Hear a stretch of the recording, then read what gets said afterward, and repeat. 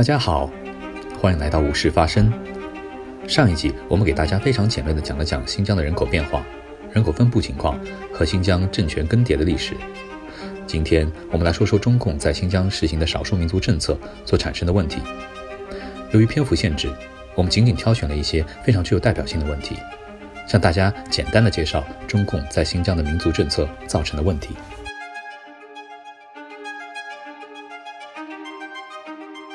1949年，中华人民共和国成立后，虽然中共在苏联的许可下将新疆和平纳入中国版图，但是当时的新疆事实上仍然控制在斯大林的手中。在新疆各政府及军事组织中，县、团级以上的干部都是苏联人和苏联顾问。直到1949年底至1950年初，毛泽东访苏后，中苏建立同盟关系，中国开始实施对苏联一面倒的政策，坚定地站在以苏联为首的社会主义阵营一边，中苏关系进入蜜月期，苏联才开始逐步放松对新疆的渗透和控制。中共开始在新疆实行一种特殊的体制——军垦。军垦的目的是巩固边防，发展经济，这也就是后来的新疆生产建设兵团。兵团是一种党、政、军权合一，工、农、兵、学、商五位一体的半军事化组织和社会经济体系。兵团建成后，自然需要大量的人力物力。借由支援大西北的政策，中共逐步大量地将内地人迁入新疆地区，并且占据了北疆所有重要的水源地。众多维吾尔族人只能被迫渐次逃往贫困缺水、资源匮乏的南疆地区，以寻求生存和发展的空间。这也就是上一集中我们提到为什么在新疆人口分布中，少数民族多集中在南疆贫困地区的一个原因。1962年，由于中共的大跃进政策和大饥荒，许多汉人为了生存逃进了新疆。新疆少数民族因而觉得生存空间受到了挤压，大约6万名维吾尔族人和哈萨克斯坦人从北方逃离新疆。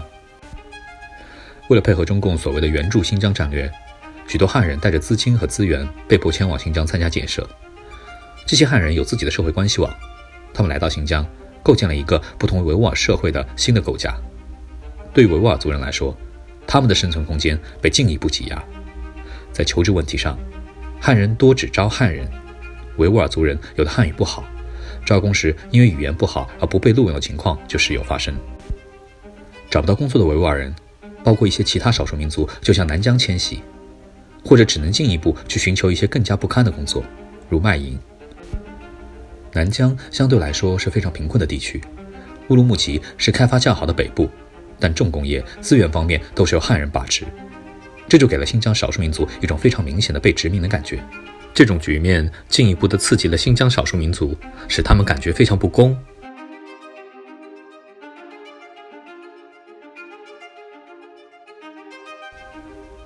1955年1月，中共在新疆农业区推行的土地改革完成，并且迁入大量汉人后，中共中央新疆分局发出关于成立省级自治区的指示，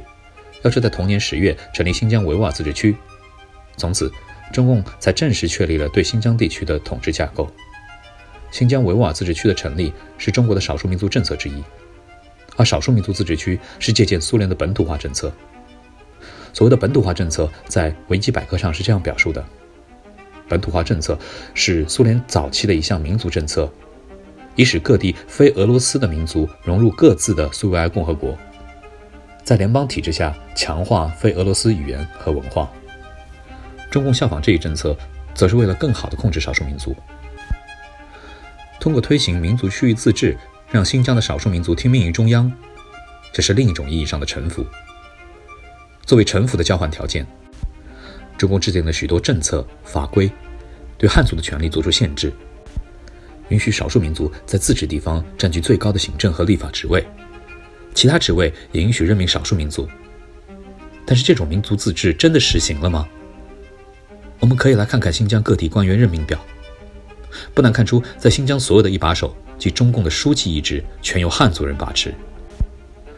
中共出台民族区域自治制度本是出于反对大汉族主义，但是在实际执行过程中，中共一方面对少数民族并不放心，处处设防，不让少数民族占据高位，另一方面又要维持表面上的民族自治政策，所以少数民族官员就只能担任二把手或是政府副职。这种政策打压了少数民族在政治上的发展和政治话语权，少数民族于是心生不满。由于许多副职专门由少数民族担任，汉族官员也因此减少了许多晋升的可能性，汉族官员也怨声载道。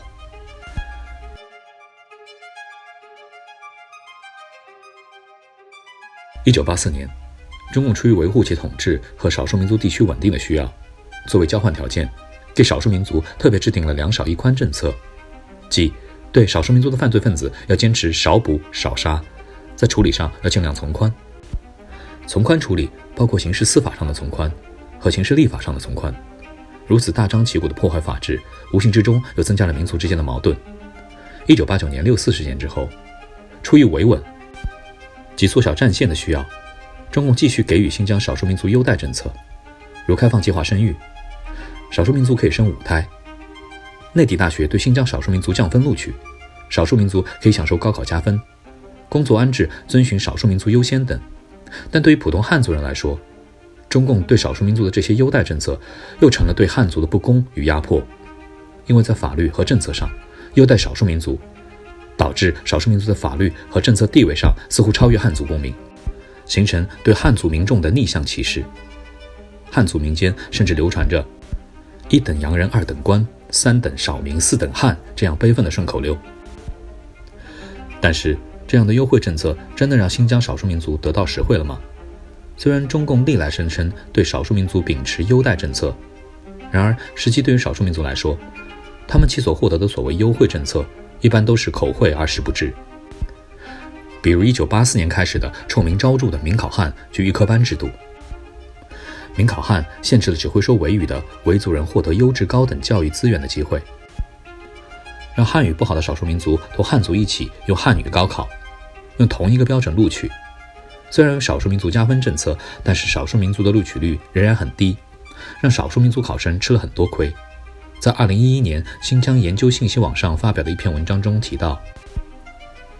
，2004年新疆高校和研究机构的研究生教育招生人数为2336人，其中汉族2113人，占 90.45%，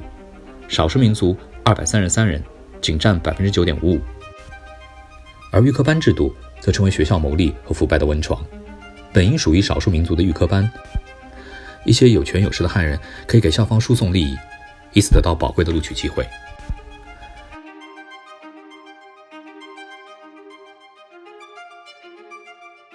2009年乌鲁木齐发生7·5大规模骚乱，骚乱起始于一场示威活动。中共当局对示威的来龙去脉和随后发生的骚乱采取严密的新闻封锁。中国所有的媒体都必须传播中共当局的说法，这就是维吾尔族人不知为什么突然发动了针对汉族等非穆斯林族裔的无差别暴力袭击。中共一部分领导人认为，新疆的问题是在于经济发展落后，认为可能需要调整其民族政策，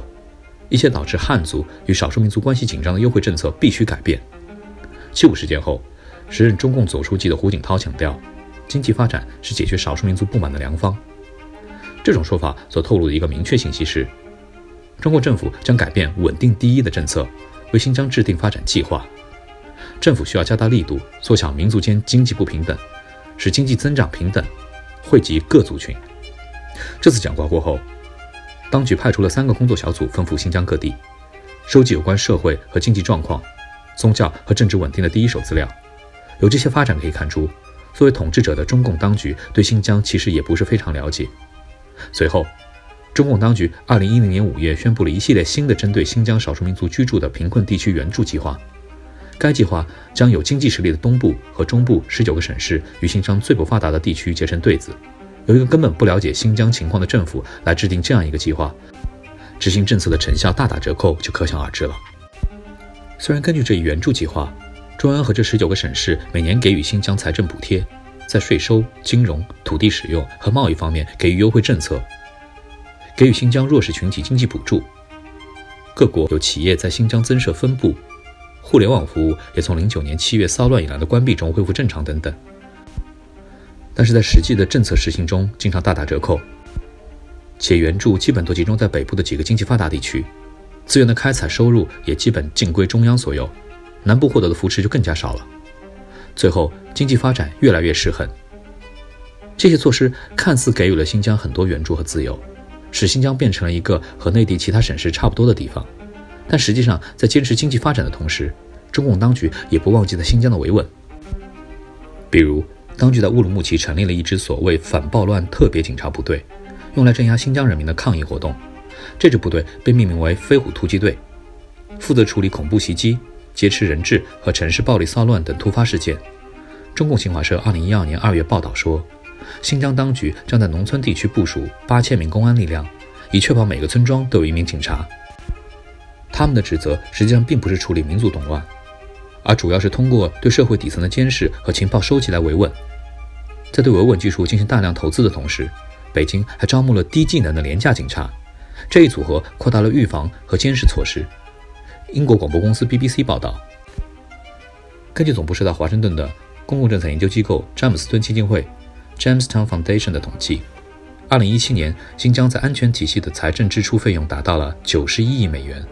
比2016年增长 92.6%。 这从侧面反映出，即使是所谓的怀柔政策时代，中共依然在不断加强对新疆人的暴力镇压和掌控，对少数民族的打压并没有因为要发展经济而停止。中共在新疆实施所谓少数民族优待政策，造成大量的问题，以上问题只是冰山一角。中共实行一党独裁，执政水平低下，对少数民族问题严重无知，制定了很多他们自己认为很有利于新疆发展的民族政策，但这些政策却在实施过程中将新疆的少数民族和汉人对立起来，使得汉族和少数民族的矛盾不断加深和积累。新疆少数民族与汉族种种问题与冲突的根源由此酿成。2008年春季西藏骚乱发生后，中国政府立即禁止外国记者进入新疆，并又逐步暂停了新疆的手机网络服务。新疆发生的事情开始外界由此难以知晓。中共本希望采取一系列措施促进新疆的经济发展，以换取新疆少数民族对于政府的好感，这其实也符合中共一贯统战与维稳的思路。然而这些看似促进平等的政策，却一步一步加深了新疆少数民族和汉人的矛盾，并使之变得不可调和。对新疆少数民族来说，中共需要他们时，他们就是能歌善舞的少数民族同胞；但中共把他们视作维稳对象时，他们又成为了疆独恐怖分子，他们的身份全凭中共的政策认定而改变。下一集我们将向大家介绍中共在新疆的宗教与文化政策是如何改变新疆的，欢迎大家关注。如果喜欢我们的视频，请给我们的视频点赞并关注我们的频道，打开小铃铛通知，大家的支持是我们继续创作的动力。